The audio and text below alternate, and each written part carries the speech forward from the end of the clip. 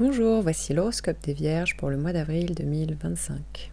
Avant de commencer, sachez que cet horoscope est une interprétation générale. Pour une analyse précise et personnalisée basée sur votre thème astral, je propose des consultations individuelles.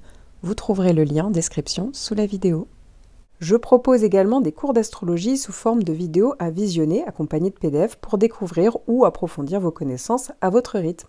En attendant, vous pouvez découvrir toutes mes publications sur ma page Instagram.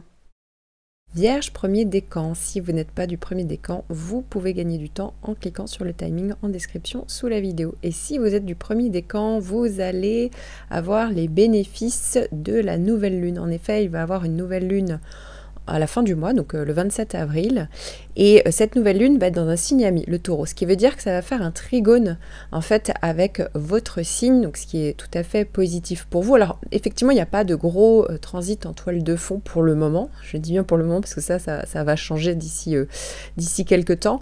Vous n'avez pas non plus de petites planètes, mais effectivement, il y a quand même cette nouvelle lune qui devrait vous impacter favorablement. Alors ici, ça va vous apporter une énergie fluide, harmonieuse, ça peut parler parfois d'opportunité, d'un nouveau départ, hein, c'est souvent signe de nouveau cycle. En tout cas, il y a peut-être la manifestation de vos intentions qui pourraient se mettre en place, donc c'est vrai que ça peut faciliter les initiations, les nouveaux projets qui peuvent prendre forme naturellement avec moins d'obstacles. Ça peut parler d'un meilleur équilibre émotionnel pour certains d'entre vous, avec peut-être une sensation de confiance ou de clarté, de bien-être, vous voyez.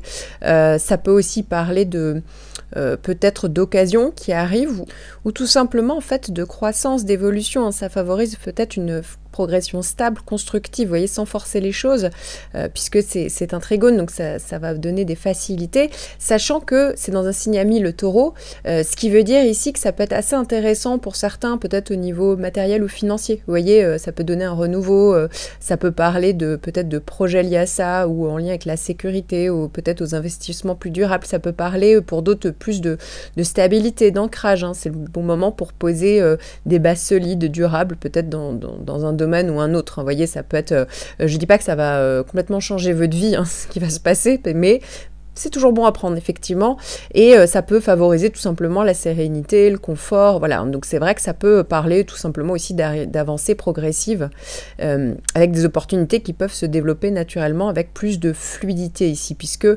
c'est bon, en fait, pour développer tout ce qui est en lien avec le projet pratique, concret, durable, en accord avec vos valeurs et votre besoin de sécurité. Alors bien évidemment, ça sera assez intéressant aussi de regarder dans quelle maison va tomber donc la nouvelle lune en taureau du 27 avril. Alors, la plupart d'entre vous le savez déjà, mais dans cet horoscope, vous n'avez les prévisions que pour un seul point de votre thème natal. Donc, lorsque je fais en fait une consultation, donc notamment les horoscopes personnalisés, je synthétise et je hiérarchise tous les transits présents dans les différents placements de votre thème afin de déterminer en fait l'impact de chaque énergie.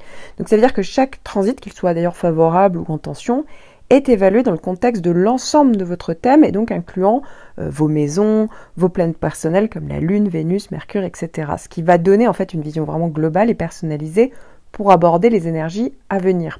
Donc si vous avez déjà des bases en astrologie, n'hésitez pas à explorer ces différents aspects pour mieux comprendre l'influence de vos transits. Et si vous vous sentez un peu perdu ou si vous souhaitez aller plus loin, je propose également des consultations et notamment donc des analyses prévisionnelles ou horoscopes personnalisés dont le lien est disponible en description sous la vidéo. Vierge deuxième décan. Alors, si vous faites partie de la première partie du décan, eh bien, vous n'avez plus le carré de Jupiter. Donc, ça veut dire que si vous êtes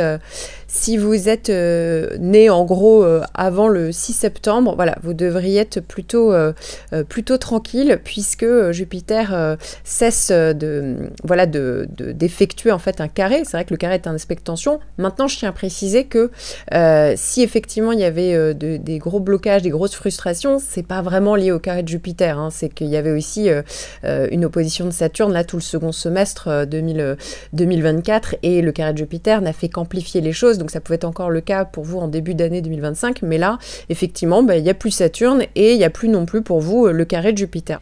Si vous êtes de la deuxième partie du décan, donc né à partir du 6 au 12 septembre environ, hein, 6-7 jusqu'au 12 septembre, il y a le carré de Jupiter qui fait donc son troisième et dernier passage. Alors encore une fois, hein, c'est pas forcément obligatoirement négatif. Si vous êtes de la toute fin du décan, peut-être qu'il y a encore les effets de Saturne, hein, parce que c'était une opposition, mais c'est pas obligatoire, mais voilà, ça peut faire partie des possibilités. Mais sinon, il y a plus tout simplement de fortes chances de vivre le carré de Jupiter simplement. J'en parle plus longuement évidemment dans votre horoscope annuel puisque ça fait quand même partie des gros transits en toile de fond. Jupiter ici peut donner un côté excessif à certains d'entre vous. Vous voyez, on peut faire des erreurs d'aiguillage, un décalage entre vos envies, vos inspirations peut-être et la réalité. Il y a une tendance à l'excès. Mais pour certains d'entre vous, hein, si vous êtes quand même plutôt du genre réfléchi, raisonnable, pragmatique, voilà, le carré de Jupiter, ça peut effectivement, pour certains, ça peut juste parler de confiance en soi et on peut se sentir un petit peu plus galvanisé pendant cette période. On peut voir un peu plus grand, hein, voilà. Donc c'est pas non plus bien méchant le carré de Jupiter. Pour d'autres, Jupiter peut représenter tout ce qui est en lien avec les démarches administratives, vous voyez, ou tout ce qui est juridique, voilà, il y a peut-être quelque chose à régler à ce niveau-là, ou en tout cas, attention à ne pas faire d'erreurs, de faux pas, parce que parfois ça peut être le cas. Mais encore une fois, hein, de toute manière, eh bien, Jupiter va faire son dernier passage là pendant le mois d'avril, et après vous allez être tranquille. Et quand on va un petit peu plus loin, alors il va falloir un peu patienter parce que ça ne sera pas avant le second semestre. Là, c'est l'arrivée de Jupiter, donc de nouveau, mais en trigone. Donc là, vraiment avec un aspect hyper harmonieux, hyper facilitant. Et là, ça va vraiment être positif donc pour tout le décan. Mais patience encore, n'hésitez pas à écouter votre horoscope annuel, évidemment, si vous ne l'aviez pas encore fait. Alors, la plupart d'entre vous le savez déjà, mais dans cet horoscope, vous n'avez les prévisions que pour un seul point de votre thème natal. Donc, lorsque je fais en fait une consultation, donc notamment les horoscopes personnalisés, je synthétise et je hiérarchise tous les transits présents dans les différents placements de votre thème afin de déterminer en fait l'impact de chaque énergie. Donc, ça veut dire que chaque transit, qu'il soit d'ailleurs favorable ou en tension, est évalué dans le contexte de l'ensemble de votre thème et donc incluant vos maisons, vos planètes personnelles comme la Lune, Vénus, Mercure, etc. Ce qui va donner en fait une vision vraiment globale et personnalisée pour aborder les énergies à venir. Donc si vous avez déjà des bases en astrologie, n'hésitez pas à explorer ces différents aspects pour mieux comprendre l'influence de vos transits. Et si vous vous sentez un peu perdu ou si vous souhaitez aller plus loin, je propose également des consultations et notamment donc des analyses prévisionnelles ou horoscopes personnalisés dont le lien est disponible en description sous la vidéo. Vierge, troisième décan. Alors ce mois-ci, vous allez être pas mal sollicité par les planètes. Alors déjà, dans les gros transits en toile de fond, vous avez toujours l'opposition de Saturne, mais néanmoins, ça ne touche plus le début du décan. En effet, hein, si vous êtes né le 12, 13, 14 septembre, vous n'êtes plus vraiment concerné par cette opposition de Saturne qui après va plutôt rester dans la deuxième partie du décan. Donc voilà, vous pourriez encore ressentir parfois les soubresauts, les frustrations, mais en fait ça va tendre à se dissiper, à s'éloigner. Donc voilà, c'est plutôt une bonne nouvelle. Néanmoins, il va falloir quand même gérer la double opposition de Mercure-Vénus. Pour le reste du décan, bah oui, vous êtes bel et bien touché par l'opposition de Saturne. J'en parle beaucoup plus longuement dans votre horoscope annuel, mais en gros, hein, Saturne, ça parle pour certains de blocage, de frustration ou de fortes responsabilités, d'obligations, parfois à la fin d'une situation. Alors ça peut être un contrat professionnel, ça peut être relationnel, vous voyez, il y a quelque chose qui bloque, ou peut-être qu'on doit renoncer, ou en tout cas ça oblige à faire un bilan. Ça peut être aussi physique, on est fatigué, vous voyez, on peut être un peu déprimé, on n'a plus confiance en soi. Ça, c'est vraiment très Saturne, mais en gros, c'est pour vous faire prendre conscience de certaines choses pour finalement peut-être clôturer ou en tout cas vous amener sur un point de vue différent. Et donc, ça vous oblige à être lucide parfois, mais pour certains, ça peut carrément donner un côté plus pessimiste. Donc voilà, c'est pas une bonne chose. Et ici, eh bien, comme je vous le disais, vous allez avoir Vénus qui fait une boucle. Vénus est dans le signe opposé au vôtre, donc c'est un aspect de tension. Il y a eu un premier passage, et là, vous allez avoir le passage de Vénus rétrograde du 27 mars au 13 avril, puis pendant quelques jours, hein, à partir du 13 avril, Vénus va être stationnaire, donc ça va être encore les mêmes effets que la rétrogradation, et ensuite va passer, hein, la deuxième quinzaine en gros d'avril sera de nouveau direct.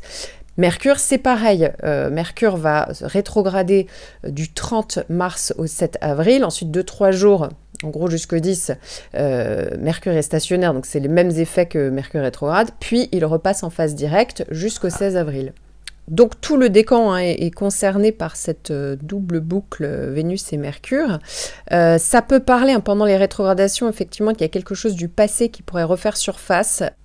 Parfois, ça peut parler d'une ancienne relation amoureuse, ça peut tout simplement amener des questionnements sur votre passé, ça peut aussi beaucoup donner de malentendus dans les relations, quelles qu'elles soient, qui risquent de compliquer les échanges. Ça peut parler parfois d'un sentiment d'indécision qui peut rendre difficile tout engagement. Vous voyez, ça peut altérer le jugement ici. Encore une fois, on peut être plus pessimiste parce qu'il y a Saturne qui est pas loin, alors surtout si... C'est pas le cas si vous êtes du tout début du décan, mais voilà, pour les autres, oui. Et pareil, les malentendus, ça peut être carrément des tensions, des blocages. Voilà, c'est vrai qu'il faut faire attention, effectivement, pendant cette période-là. Ça peut être le moment où on révise, justement, d'anciens projets, que ce soit, alors, typiquement vénusien, artistique, esthétique, matériel, financier. Là aussi, ça peut tout à fait faire partie de quelque chose où il y a quelque chose, une problématique qui revient, qu'il faut régler pendant cette période-là. Ça peut parler... peut-être d'erreurs passées dans la gestion d'argent qui peuvent nécessiter justement une correction, des ajustements. Ça peut aussi parler d'une tendance aux illusions ou à des attentes irréalistes. Vous voyez, que ce soit financière, que ce soit affectif, que ce soit au niveau matériel, une peur de l'insécurité. Ça aussi, on peut tout à fait le retrouver pendant cette période-là. Sinon, ça peut être parfois des imprévus ou des retards qui peuvent venir perturber des projets, des démarches. Ça peut être en lien avec des déplacements prévus. Vous voyez, en lien avec, par exemple, des loisirs, des plaisirs, des hobbies. Là aussi, ça peut représenter ce type de possibilités. Ça peut être une période néanmoins où vous allez peut-être reconsidérer vos valeurs, vos désirs, la manière peut-être dont vous communiquez. Ça peut, si vous rencontrez d'anciennes connaissances parfois, ou des rencontres inattendues, où on vous fait, vous voyez, on vous parle de quelque chose qui fait que ça peut raviver des émotions enfouies. Alors évidemment, attention, tout ce qui est bug, ça c'est Mercure rétrograde, tout ce qui est bug technique, erreur dans les messages, voilà, tout ce qui est en lien avec les échanges, la communication, c'est toujours un petit peu plus compliqué. Donc ça peut vous agacer, où il y a carrément quelque chose qui tombe, voyez, en panne. Et donc c'est vrai qu'entre Saturne et Mercure et Vénus, parfois ça peut être vraiment une période de délai, voire carrément de blocage, où on sent vraiment qu'on est un petit peu au pied du mur, on doit se confronter à une réalité, c'est pas agréable, vous voyez, il y a quelque chose qui peut effectivement être de cet ordre-là. Alors la bonne nouvelle, c'est que vous allez avoir le 3e passage de Mars en sextile. Je vous en ai déjà parlé le mois dernier, parce qu'en fait, ce 3e passage, il est à cheval entre le 19 mars, donc là c'est plus pour le début du décan, pendant le mois de mars, et toute la suite du décan qui concerne donc par Saturne, au mois d'avril, donc jusqu'au 18 avril. Mars est la planète de l'action, de l'énergie, du dynamisme. Donc ici, il y avait peut-être quelque chose qui fait que vous allez peut-être... En fait, c'est comme s'il y avait une contrepartie, c'est-à-dire qu'il y a peut-être des choses qui bloquent, voilà, tout ce que j'ai... ça va pas effacer, en fait, ce que j'ai dit, et donc les transits que vous allez avoir, mais Mars, néanmoins, peut, à un moment donné, vous aider à quand même réagir, à quand même mobiliser votre énergie pour pouvoir quand même ne pas complètement... être sur pause et rien faire et, vous voyez, tout cumuler. Donc ça, c'est une bonne chose, effectivement. Ça peut... il y a peut-être la capacité, à un moment donné, de prendre quand même le contrôle, mais peut-être aussi de trancher. À un moment donné, c'est les planètes, que ce soit Mercure, Vénus, même si elles vont rester opposées, elles vont quand même repartir en marche directe. Donc, comme je vous le disais, à partir de la mi-avril, ça repart en marche directe.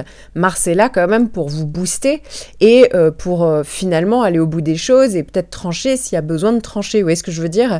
Prendre des initiatives, là où vous voyez on stagne un petit peu, peut-être que ça va vous donner l'énergie nécessaire pour avancer, pour trancher, pour rebondir malgré tout. À noter que si vous êtes né autour du 18 septembre, vous avez également le nœud sud au mois d'avril qui vient. Donc ça peut indiquer que il y a peut-être quelque chose à laisser derrière vous, à lâcher. Alors soit ça peut être une manière de penser, une manière d'être, de communiquer. Ça peut être sur l'un des domaines que j'ai cités. Il y a peut-être quelque chose où vraiment faut le mettre derrière vous, le lâcher, parce qu'entre le nœud sud et Saturne, il y a peut-être cette notion-là, mais dans le but finalement d'évoluer. Vous voyez ce que je veux dire ? Donc il y a peut-être quelque chose, voilà, qui qui part en fait de votre vie, ou là où sinon, tout du moins, ça demande une vraie prise de conscience, parce que ça peut amener quand même beaucoup d'introspection entre l'opposition de Saturne et les planètes rétrogrades, mais pour pouvoir mettre quelque chose derrière vous, et ainsi, vous voyez, avancer, c'est peut-être quelque chose du passé aussi, clairement, qui est peut-être là, une vieille habitude, un schéma, quelque chose, ou sinon de très concret, ça peut être relationnel, ça peut être une situation, mais voilà, qui va passer avant. Alors, faut pas être bloqué sur le mois d'avril, c'est autour de cette période où effectivement, il y a quelque chose qui parle... du passé, quelque chose qui part en fait, comme s'il y avait quelque chose à lâcher, comme je vous le disais. Alors, la plupart d'entre vous le savez déjà, mais dans cet horoscope, vous n'avez les prévisions que pour un seul point de votre thème natal. Donc, lorsque je fais en fait une consultation, donc notamment les horoscopes personnalisés, je synthétise et je hiérarchise tous les transits présents dans les différents placements de votre thème afin de déterminer en fait l'impact de chaque énergie. Donc, ça veut dire que chaque transit, qu'il soit d'ailleurs favorable ou en tension, est évalué dans le contexte de l'ensemble de votre thème et donc incluant vos maisons, vos planètes personnelles comme la Lune, Vénus, Mercure, etc. Ce qui va donner en fait une vision vraiment globale et personnalisée pour aborder les énergies à venir. Donc si vous avez déjà des bases en astrologie, n'hésitez pas à explorer ces différents aspects pour mieux comprendre l'influence de vos transits. Et si vous vous sentez un peu perdu ou si vous souhaitez aller plus loin, je propose également des consultations et notamment donc des analyses prévisionnelles ou horoscopes personnalisés dont le lien est disponible en description sous la vidéo.